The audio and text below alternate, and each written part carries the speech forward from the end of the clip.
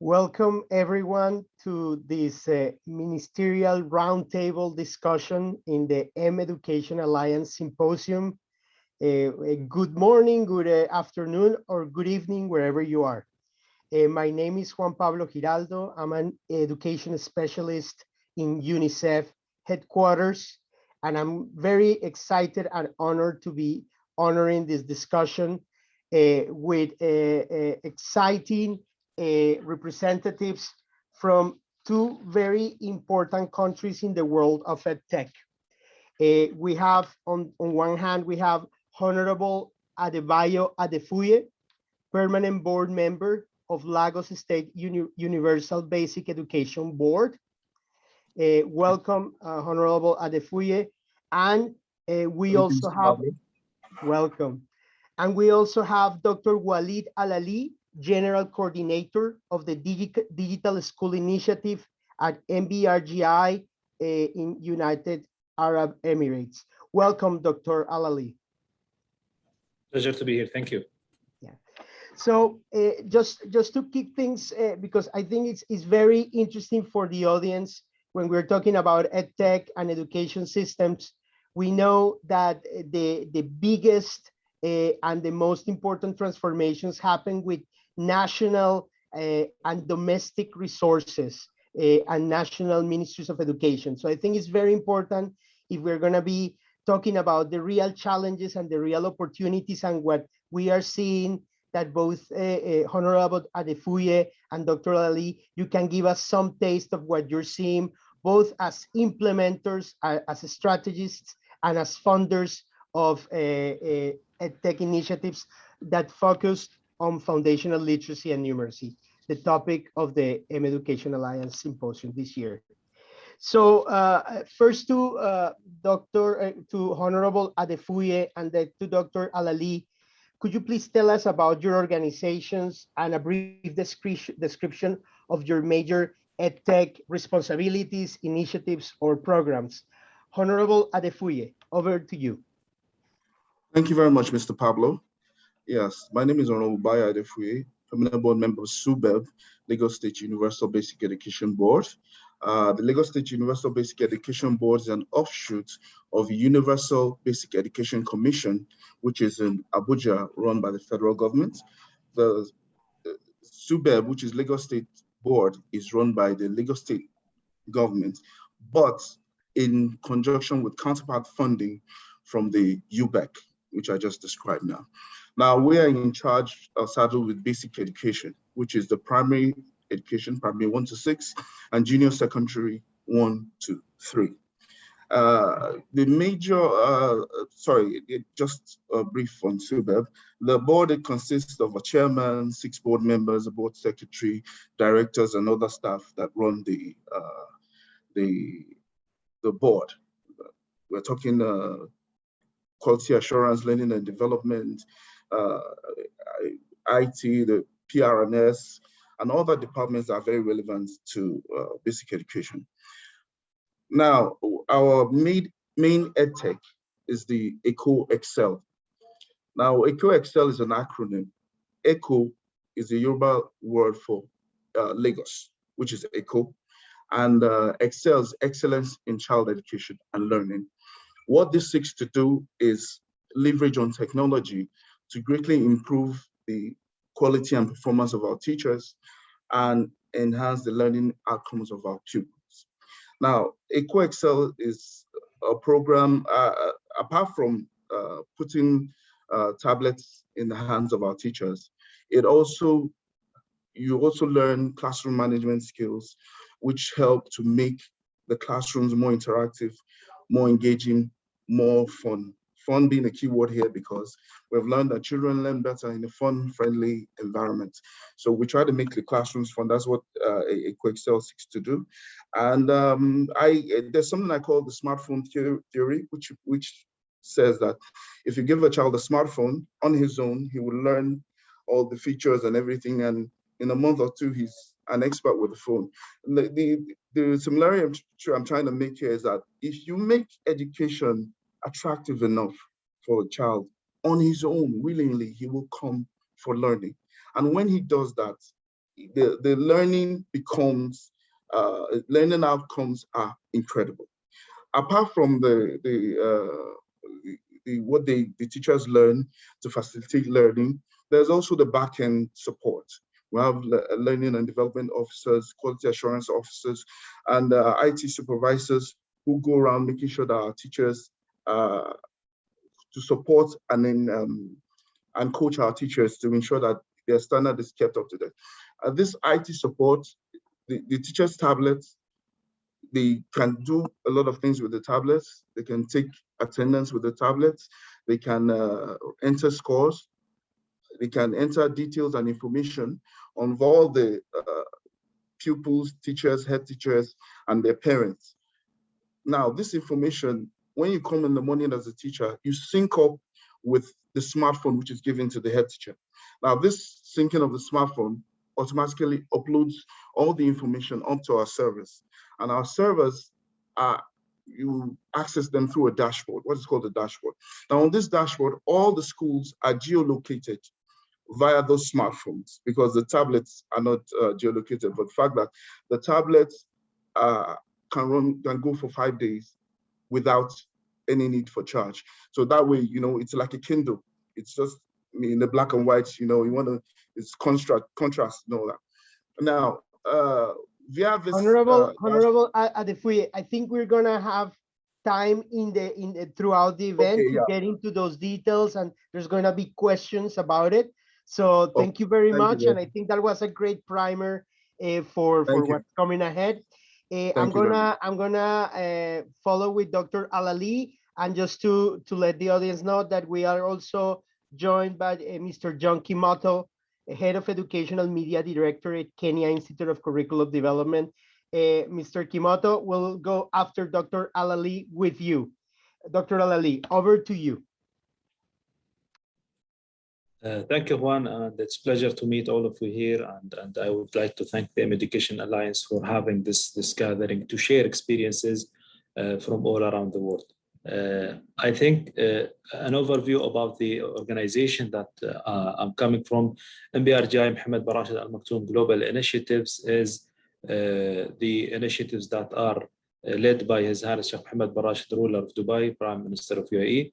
And underneath it, we have around 30 initiatives that are focusing on different pillars, including education, health, community development, and innovation and disease support. So from these, definitely education is a core pillar, and we believe education is enabler to overcome all the other challenges. We have many initiatives at MBRGI under the education. One of the famous ones is Dubai Care, is one of the MBRGI initiatives. Personally, myself, I'm in charge of a number of initiatives, specifically Madrasa initiative, which is the e-learning platform, which provide free, high-quality digital content in Arabic. There is a huge lack of Arabic educational content, and we provided all math, science, and Arabic literacy videos. Around 6,000 educational videos are provided for students for free through Madrasa platform.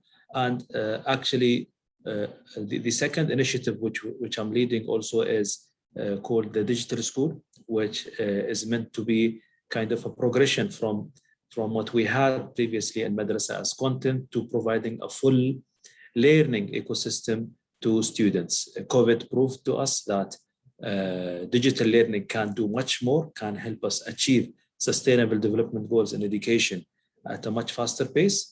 And we took that opportunity and we engaged with the global body of knowledge and expertise to make this happen. We are starting actually this year with our first batch, 20,000 students in around 5 countries, and we'll give you more details throughout this session. Thank you very much, Dr. Alawiye. That is really interesting, and we're looking forward to knowing more about madrasa.org and the digital schools and everything you do at the MBRGI. Mr. Kimodo, the question right now is, well, a brief introduction of yourself and your organization, and the major initiatives, programs, or responsibilities that your organization has around EdTech as an introduction for the audience. So over to you, Mr. Kimodo. Thank you, John, and I want to apologize to everybody for coming in late. I was running around and I couldn't get my link, and I found myself getting late. But all the same, it was in the course of service, and my apologies taken in. My name is John Kimodo. I'm Director of Educational Media. I work in the organization called Kenya Institute of Curriculum Development, responsible for developing the curriculum or making the syllabus available, and also the curriculum support materials. In this organization, our scope of work is the education sector for pre-primary, primary, secondary, and colleges below the university that do diplomas and certificates. For all those, we develop the curriculum. We also provide the curriculum support materials in form of quality assurance. Currently, the initiatives we are running is ensuring that every learner has a book. So for every learning area, for every subject, the learners get books from us. And we do this on behalf of the ministry. We also run a radio station so that, again, the scope of pre-primary, primary, secondary, and college, we cover that also using radio. Using TV, we have a dedicated TV station. And we also have Kenya Education Crowd, where we bring all these together, including quality assurance of those materials. That is it for the introduction, and thank you so much. Thank you, Mr. Kimodo. Okay, so we are done with the introduction section, and I think it would be interesting for the audience, personally, to know how your three organizations adapted to COVID-19 in 2020 and what we have been going through in 2021. So I wanted to ask in the same order, started with Honorable Adefuye, then Dr. Alawiye, and then Mr. Kimodo. Where did you see, how did it change what you do in EdTech? Did you have to create new services? Did you have to do adaptations? It could be products or services or the way you engage the community. And a sort of a follow-up question, if you can answer immediately, is, are those adaptations meant to stay in a post-COVID-19 world? So did the adaptation of COVID-19 actually improve your services or change it for the foreseeable future? So Honorable Adefuye, over to you. Thank you very much, Mr. Pablo. No one ever staged COVID-19, but we had to roll with the punches. We had to immediately launch. There was a website, eqxl.ng, that we used. We had instructional radio self-study packets available on the websites. That these are scientific materials that the children can use to keep themselves well sharpened at home. We had instructional radio instructional radio, by which they listen to the radio. They get radio lessons from the radio. Also, we had WhatsApp quizzes, which could be accessed from anywhere by sending messages to a dedicated number. Now, apart from all this, we had a lot of things done via online, like Zoom and different things to ensure that learning continued. And when the lockdown was lifted, we had staggered resumption. Now, this staggered resumption had to do with one set of people coming on a certain day, another set coming on another day. That's how we had to keep it then, so that we maintained the social distancing. We didn't want, children are very delicate. We didn't want them because anything, disease, pandemic, it spreads like wildfire with children first. So we had to keep them well spaced out. We give them over 450,000 MP3s were given out to the pupils to help them with home learning. And there were TV programs we also did, like Classroom in Your Home, which we had all different subjects being taught on a daily basis to make sure that learning continued.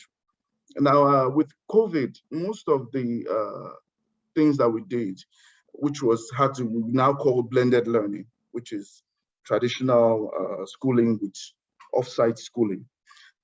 Most of what we did, well, we after COVID, they may not be permanent, but we will be making use of them because they have brought out a lot of things in what we can do and what we expect. And we have also learned to be ready and expect the unexpected.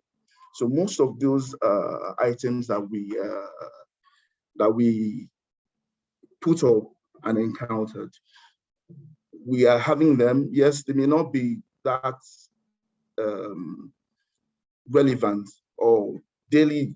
The use may not be daily, but we do use them from time to time. We will use them from time to time. We have learned to blend them, as I said. We have learned to blend them, so they will still be there after COVID, and we'll still make use of them so that when anything comes up like that again, we're very ready, we're very prepared. Thank you, Honorable Adefuye. Dr. Alawiye, over to you, same question.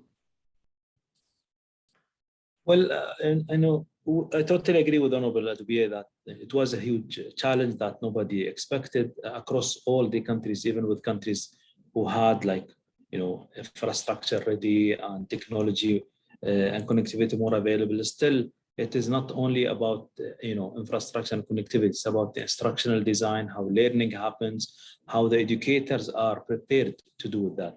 For us, we had those first madrasa.org as a platform. We highlighted more the role of this content, the quality of the content. We did integration.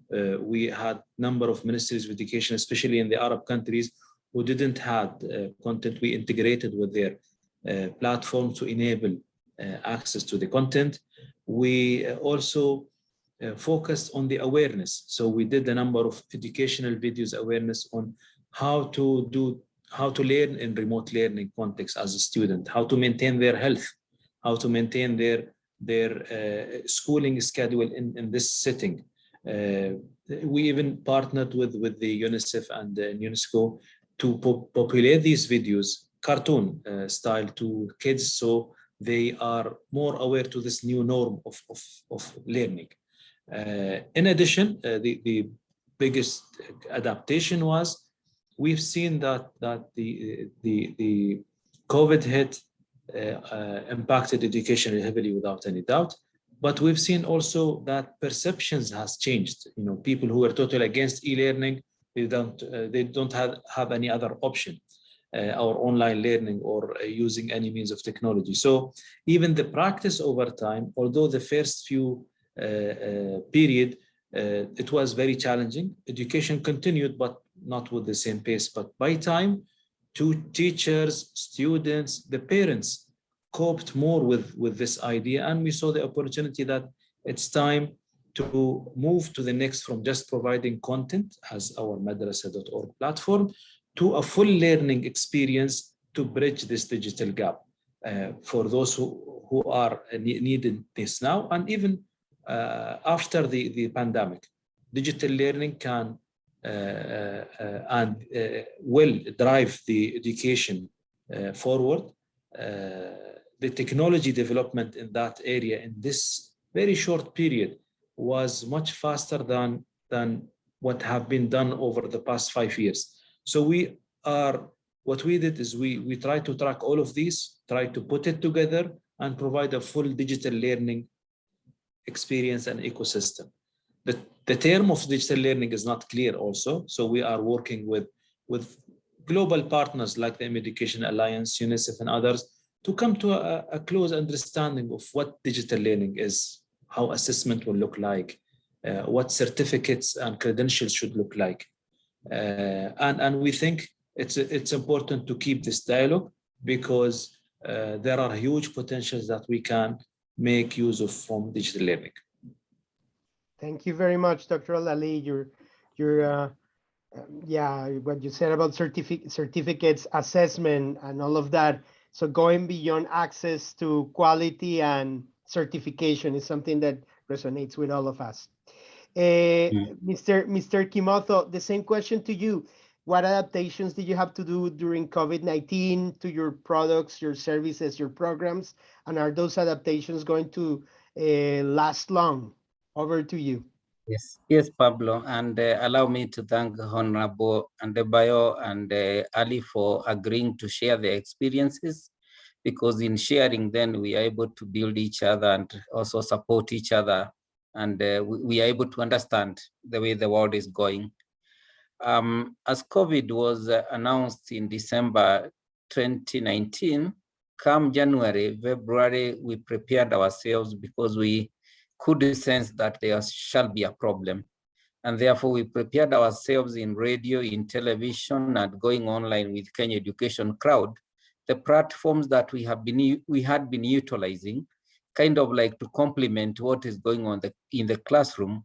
Now we started in March 2020, when our educational institutions closed down, we started changing that to be the main thing. So whereas we were used to doing it as complementary to support what has gone, now it became like the main thing in the classroom. And therefore, in terms of format of the lesson, the way the lesson was to go through to be able to pass on the concepts of the curriculum had to change. Incidentally, as we were saying it changes, now the country was on lockdown. And therefore, what we did is that we were able, because at where we have studios, we also have a resource center. We were able to bring in teachers who could stay in lockdown in the resource center together with the technical staff. And that way, then we were able to reformat and have the radio, television, and digital content formatted in a way that it was like the main. And that went on in March, April, May, June, July, all the way to October, when we were starting to do opening of some of the classes. We tried as much as possible to even do some online rapid assessment or survey on the reception, and we still felt that we were not reaching all the learners. And therefore it was important as the schools reopen, they also do kind of like catch up with the curriculum from where they stopped and move on. At that point, I just want to also narrate that we were able to notice we need to monitor and check for ourselves how much is this doing in terms of education or delivery of the curriculum. And as all the schools were able to open in January, all the classes, all the levels reopened in January, and there was that loss of 9 months. And we had to reformat, and then instead of delivering our school term, because in Kenya, the weather is good, so any month can be a holiday month. The school terms became 11 weeks instead of 13 weeks. The holidays that are normally 4 weeks after every 3 months became 10 days after every school term, so that then we are able to catch up with the year. The radio and the TV continue to be used, now also complementing what has gone in the classroom. And our production of lessons are like now we are doing the next term that will come. So that as the term starts, the lesson and what is in radio, what is on TV, they are resonating. All those lessons are again stored in Kenya Education Crowd, so that even a learner has missed anything, they can be able to pick them from there and see them for free. During COVID, we were also able to liaise with the service providers of our mobile telephony, and they were able to provide some data for free for education. Yet when we did our monitoring, and this is where I want to come through and check how we were doing, among the teachers and the learners, only about 45% were using radio. The television was even higher, it was about 69%.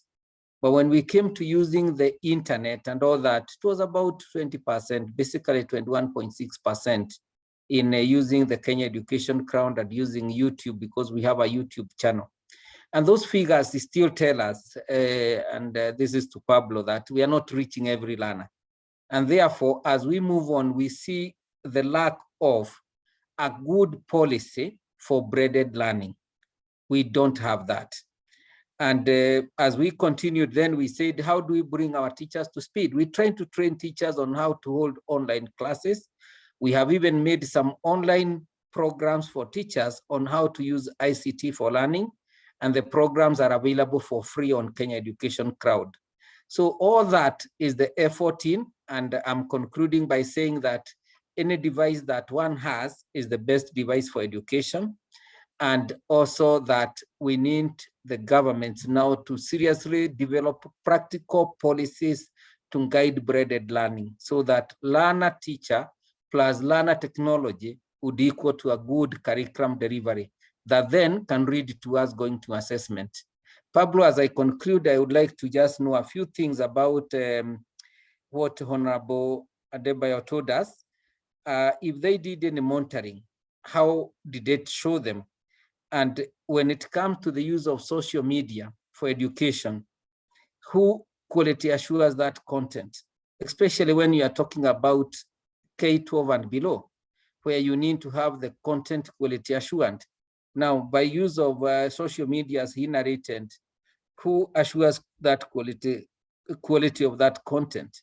And are all parts of the country reached with this? I'm interested also in the device that is taking like 5 days without charge. Thank you. Thank you, Mr. Kimodo. And I like this horizontal questions in the panel. I think I'll let Honorable Adefuye respond to that. And actually, right. But before that, wait a second. I think Mr. Kimoto's questions about engaging teachers, having a policy for blended learning is a really good transition to our next point of the agenda. But I let Dr. Adefuye respond to that in his time. But the policy is, as Mr. Kimodo was implying, is we have all the evidence that the most important factor for the successful integration or achievement or learning outcomes supported by technology in school-based instruction is engaging teachers and having motivated teachers and having skilled teachers in how to use that technology, how to integrate that technology in lesson plans. So engaging teachers is hugely important. And training teachers, we know we can be candid here. We know that teacher training is widely used in every education system in the world, but we also know that teacher training has a thin record of being effective in actually changing behavior in a long-lasting way. So to all of you, starting with Honorable Adefuye, what strategies have you used to engage teachers in what you're doing so that they know about it, they're interested, what incentives? And if you do teacher training, what are some of the lessons learned? What type of teacher training has been most effective? So I'm going to start with Honorable Adefuye, but please, Honorable Adefuye, also feel free to answer Mr. Kimoto's questions. Over to you. Okay, Mr. Kimodo, I'm going to have to ask you to repeat your second question. Just repeat both questions, because I don't want to get the wrong. So if you just repeat the two questions again. You said one about who quality assures what was online, the online content, right? Did I get that right? Who quality assures the online content? And the particularly, second, and the second was, I think the device. Okay, the question was about the online content, particularly the social media one. I'm not worried about radio and TV because they are at the production point. There's a lot of quality assurance, but social media is open to all of us and we know what it means.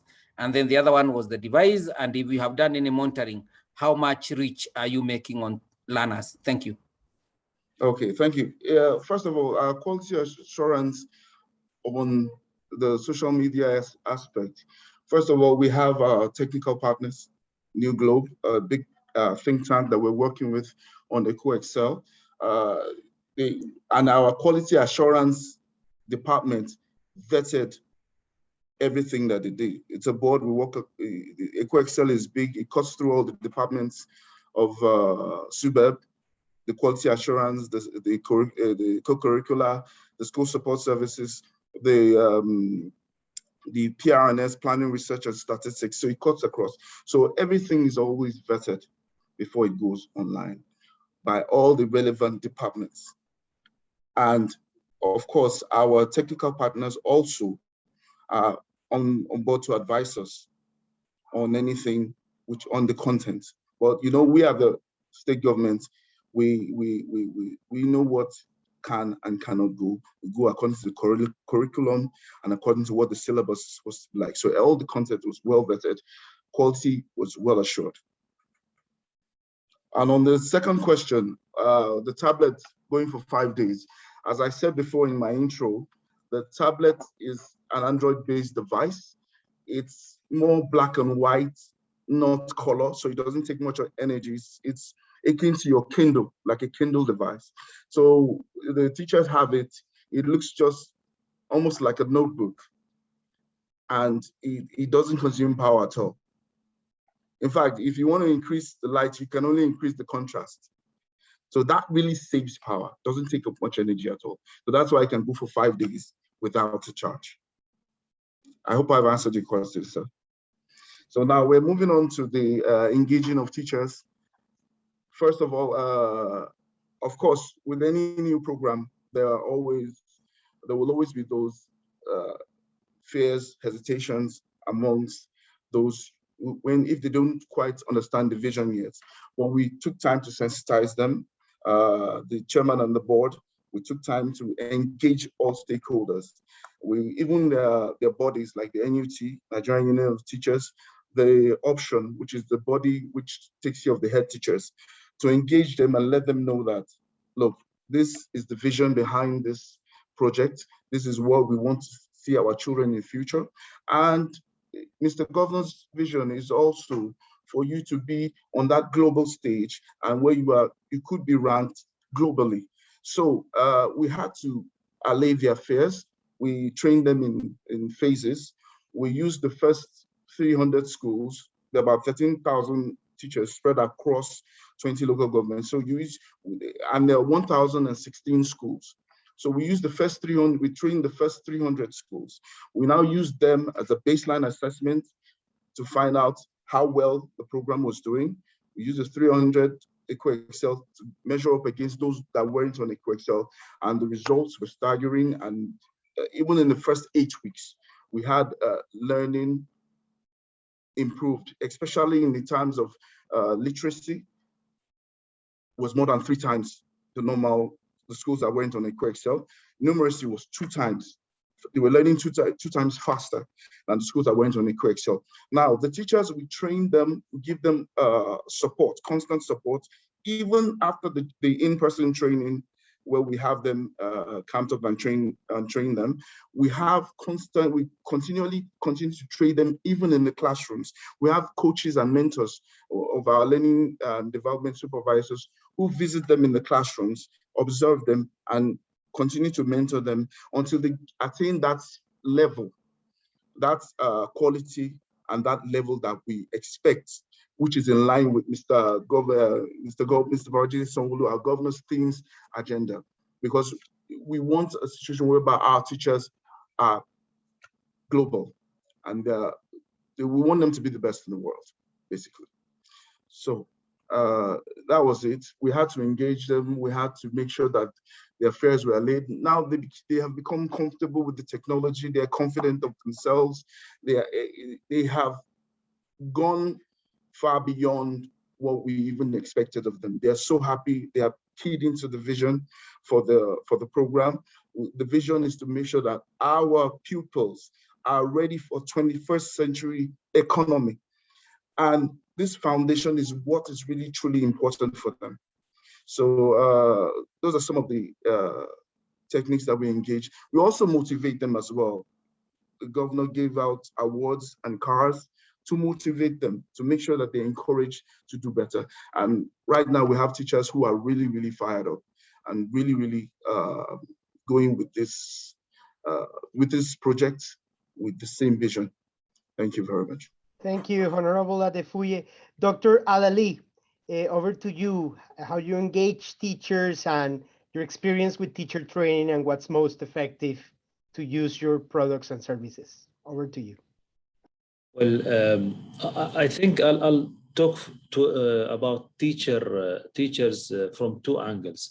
First is the online platform, which is available and providing digital resources, and how we spread awareness that you have these resources and you have these tools and you can use it. So we tried to approach it differently. Instead of just going to schools, we identified where are the platforms where the teachers are there, their social media accounts in terms of groups, their gatherings, the teachers' councils, and through all of these people, we try to engage and make them aware of the services and the solutions that are there to help them in terms of madrasa.org as content.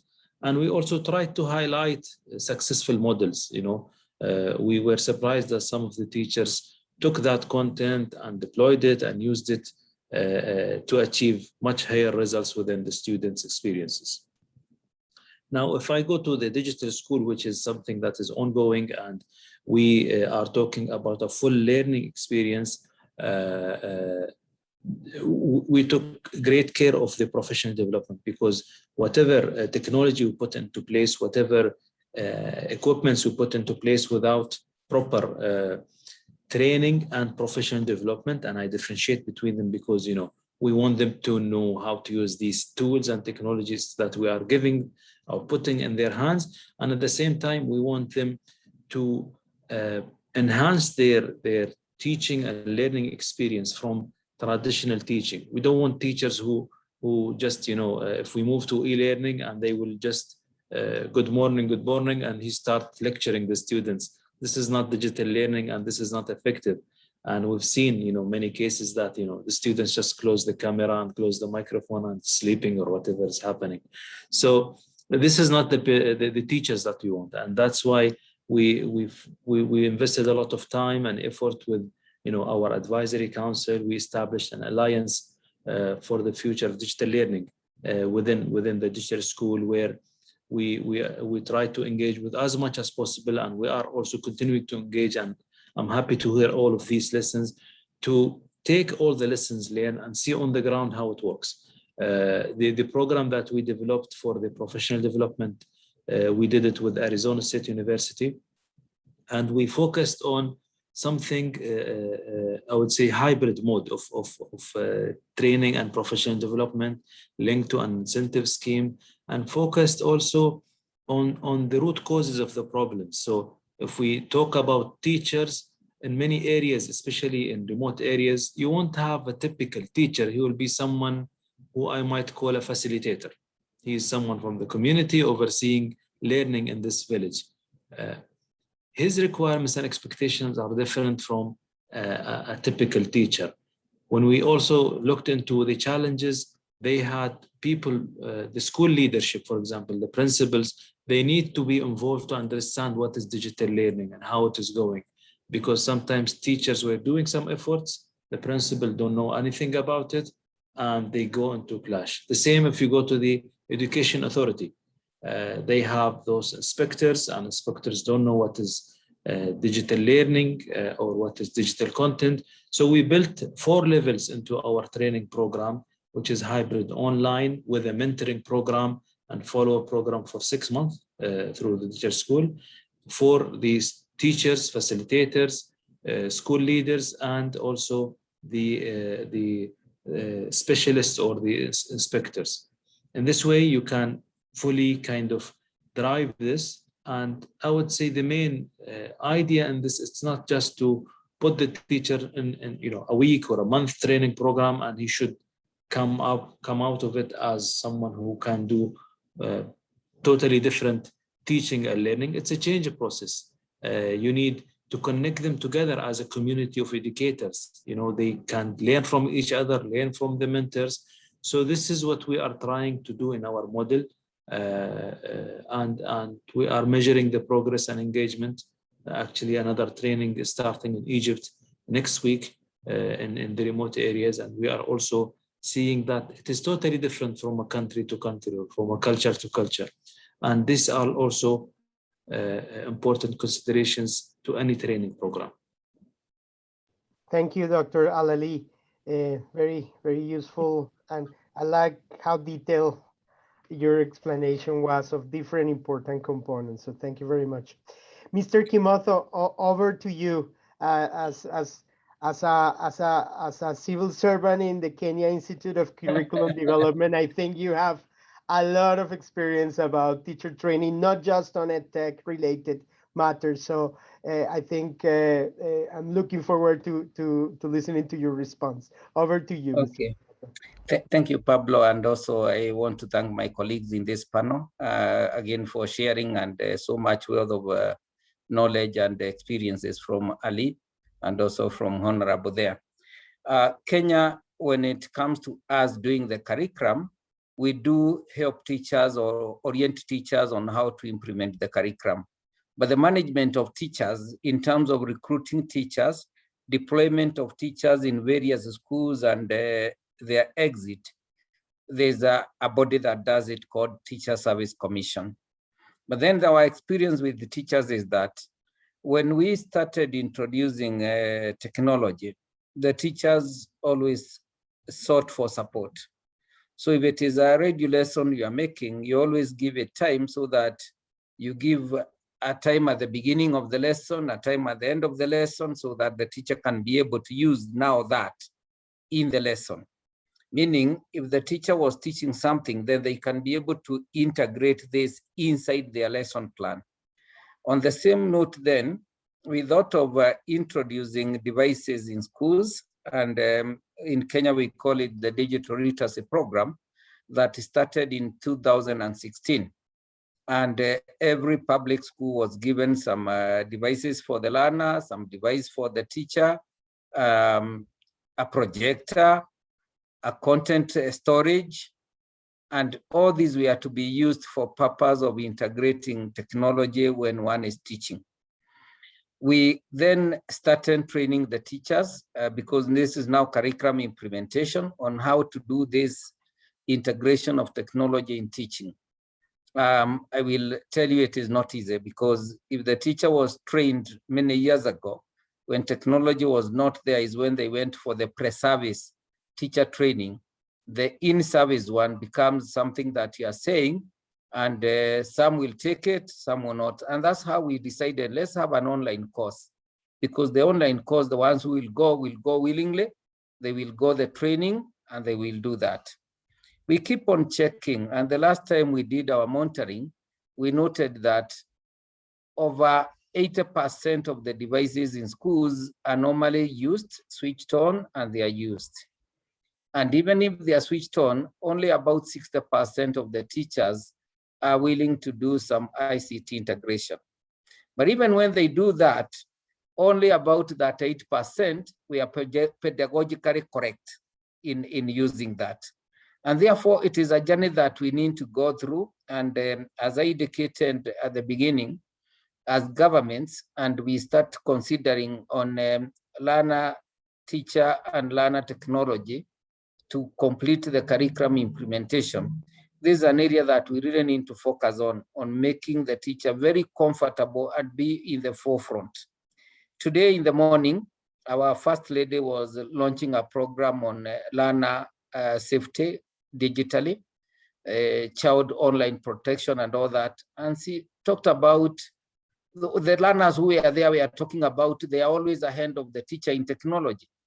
So we want to bring the teacher to that motivated situation whereby the teacher feels that they are ahead of the learner, or they are together with the learner in that technology. We have therefore gone ahead as the institute responsible for training of teachers below the university to restructure the diploma teacher education curriculum and introduced components of using the technology for pedagogically teaching every subject area. That we feel, although our teachers are really good, they are used in many countries in Africa, but then we want to even make it better, particularly for Kenya itself, as we position ourselves to be competitive in terms of service delivery. We want to build on that teacher. So those are the programs that are there for the teacher. We talked about motivating the teacher. When the teacher goes through the course, they get a certificate. More often than not, the Teacher Service Commission recognizes and is able to give them incremental credits. Those are the kind of rewards that are there, but as a country, we are not able to give them cars and other things like that. We wish we were able to, because the teacher is really everything to education. Thank you. Thank you, Mr. Kimodo. So I'm aware of time. I think we have around 5 minutes left because there's a plenary just after this event. So from all the questions we have, I think I would like to ask Honorable Adefuye and Mr. Kimodo and then Dr. Alawiye about partnerships with the private sector or partnerships. So Nigeria and Kenya are high in the interest of foreign investors and EdTech private companies. I cannot tell you how many times people come to UNICEF, and when we ask them, what countries would you like to deploy or to test your EdTech solution?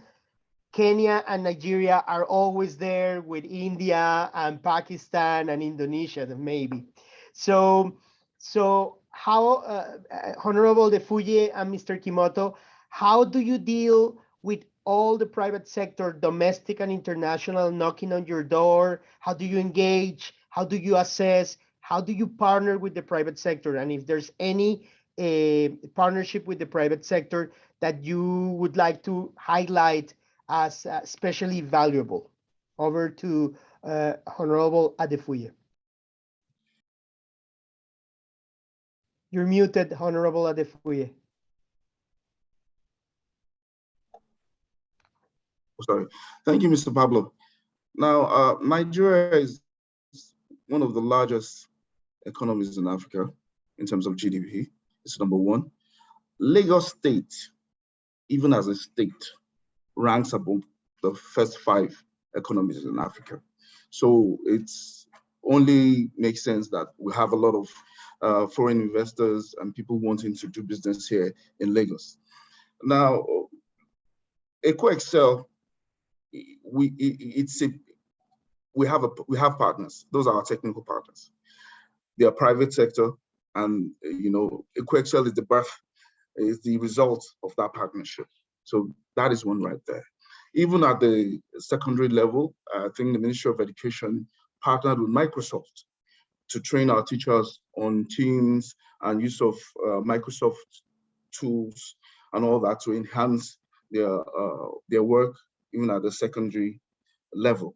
But if we're talking about the EcoExcel partnership, the partnering with the private sector will always work out well, because they have the resources and everything to invest. They also invest in the think tank, so to speak. They have all these there, and the New Globe has brought scientifically based pedagogy, which digital distributed and monitored in real time. We also have data-driven teacher development. And also, we monitor our schools now in real time because of that private partnership, private sector partnership. We have all these things. We are aware of all these things now. So, and Mr. Governor, being a man of vision and seeing what is good, seeing what is right, he wants the best for the public sector. He wants the children of the poor to have the same opportunities as everyone else. So he wants them to face the same quality of education. So we now monitor our schools. They are online. We can, at the push of a button, we know what's happening in this school. We have all the information with us. This data-driven,